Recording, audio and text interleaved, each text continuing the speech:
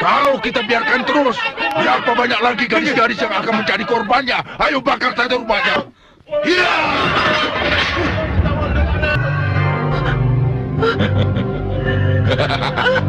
Coba waktu itu ada saya. Pasti mereka saya sudah bekuk. Masa nggak ada jalan lain ya? Murti kan bisa usahakan. Awas.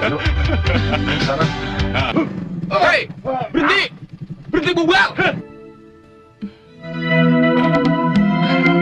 Sekarang saya cuma melayanimu.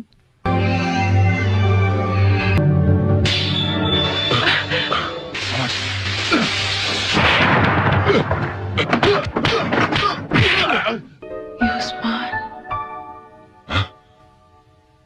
Murti, Jangan lari lu! Nih lawan gue nih! Kita harus mempertebal iman. Dan jangan lupa, bertakwalah kepada Allah Subhanahu wa Ta'ala. Ya'lamu ma baina aydihim. Kita saling berikrar. Saling berjanji. Yang lalu dalam cinta.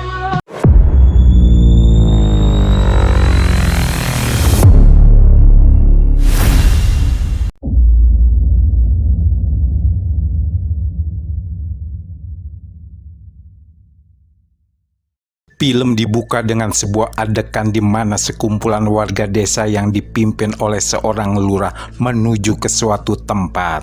Tua muda, laki-laki, perempuan nampak marah dan berteriak mengumpat-ngumpat. Mereka dengan membawa obor sebagai penerangan melewati jembatan bambu desa.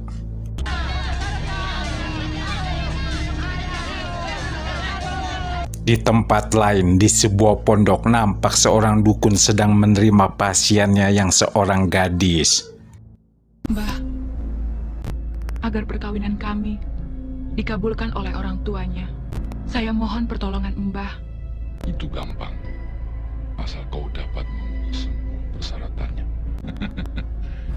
Apa kau sedia? Sang dukun pun lalu meminta kepada pasiennya ini untuk membuka baju yang dikenakannya untuk melakukan ritual mandi kembang tengah malam.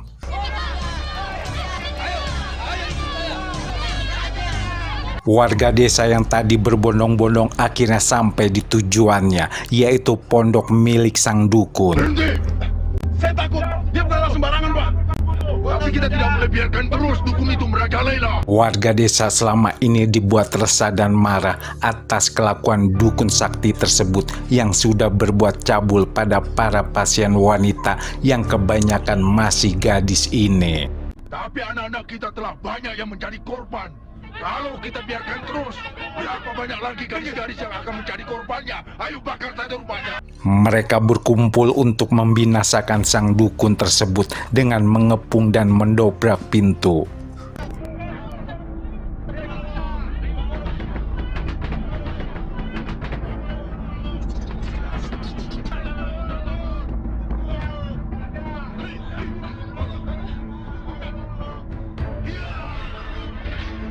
Dukun cabul ini dengan kesaktiannya berusaha melawan warga, namun ia terkepung tanpa ampun. Dukun tersebut pun menjadi amukan orang-orang yang sudah terbakar emosi ini. Mereka kaget, sang dukun berubah menjadi kedebong pisang. Ia berusaha melarikan diri, namun warga berhasil menangkapnya kembali. Dengan luka di sekujur tubuhnya, ia pun diseret menuju ke tengah jembatan bambu. Sang dukun tahu bahwa ia akan dihabisi. Lalu dukun ini pun berpesan bahwa arwahnya akan membalas dendam kelak. Arwahku akan bangkit untuk membalas dendam. Kalau kalian membunuh aku, tembakkan dia. Beberapa tahun kemudian, dua pasang kekasih asik memotoran di sepanjang pantai selatan yang indah. Mereka adalah Murti dan Arjunanya, Yusman. Sedangkan yang satunya lagi, Mandra, pemuda dari Betawi dengan gacoannya.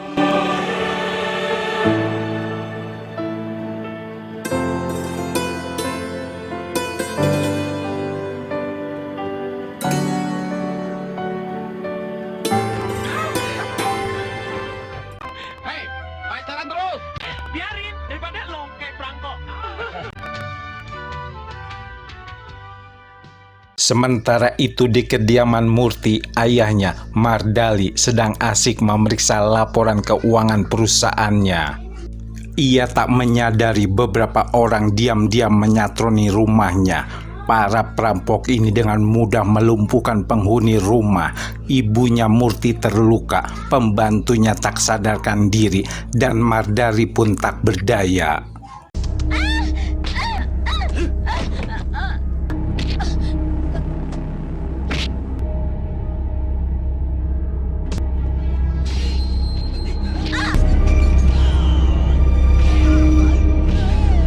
Para perampok ini kemudian menggondol uang, perhiasan, tak luput juga sebuah TV merek nasional dan sebuah video Betamax merek Sony keluaran terbaru.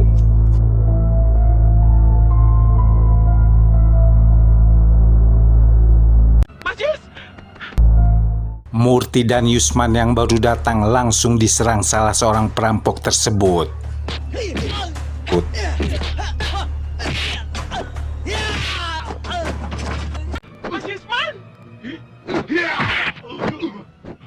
Ibu? Keesokannya di rumah sakit, di ruangan ibunya yang dirawat, nampak Murti didampingi oleh Yusman dan Mandra. Tenang saja, Bu. Polisi sedang melacaknya. Mudah-mudahan para perampok itu cepat tertangkap.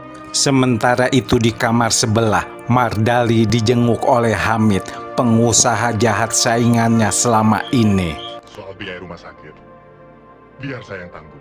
Mardali nampak pusing, selain kepalanya terluka, ia juga memikirkan uang puluhan juta yang raib digondol oleh para perampok tersebut. Karena uang tersebut adalah milik mitra bisnisnya, para pedagang yang bekerja sama dengannya. Uang yang dirampok puluhan juta, milik pedagang-pedagang yang segera harus saya bayarkan. Hamid kemudian menawarkan sebuah solusi. Ia berniat meminjamkan uang kepada Mardali.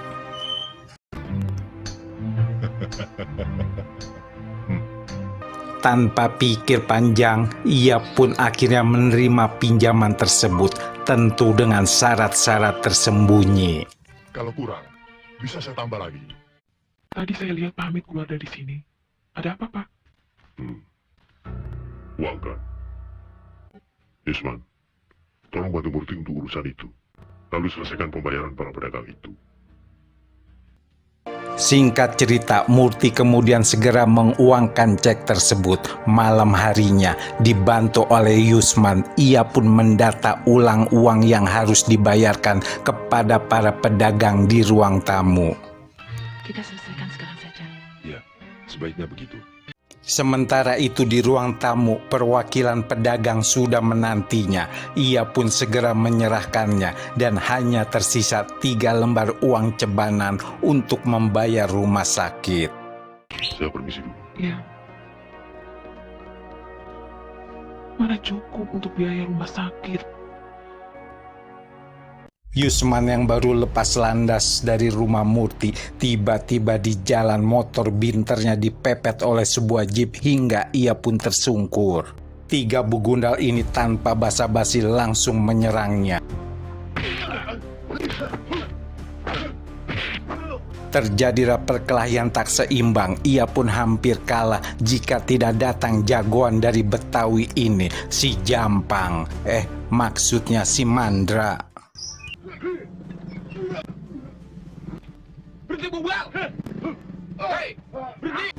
Melihat kehadiran dan bacotannya Mandra, para begundal ini pun lantas melarikan diri secepatnya. Yusman nyungsep di situ. Jangan lari lo. Nih lawan gue nih. Makanya kalau pergi jadi sendirian saja. Nih.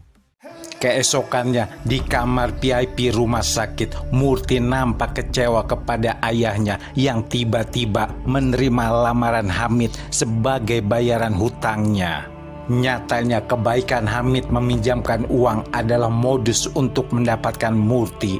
Jika Murti menolaknya, maka rumah mereka pun akan disitanya. Ingat Pak Mardali, dalam seminggu ini harus sudah ada jawaban. Kalau tidak, terpaksa rumahmu akan jadi milikku. Murti yang kecewa lantas curhat kepada ibunya. Ia merasa oleng, bimbang sekaligus kesal dan sedih berkecambuk di dalam hatinya.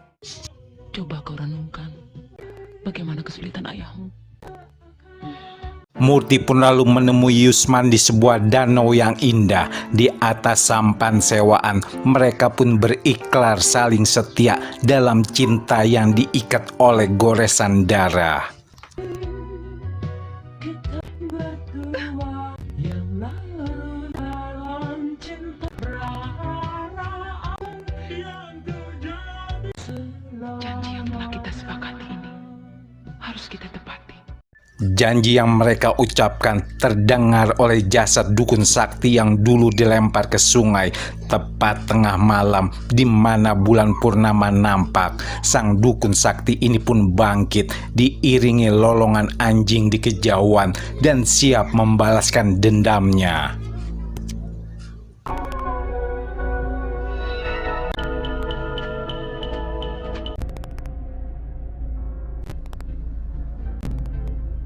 Aku ganti baju ya. Gadis ini pun lalu masuk ke kamar untuk mengganti bajunya. Tak lupa ia memutarkan lagu kesayangan dari Tip Deck dengan teknologi terbaru keluaran Sony.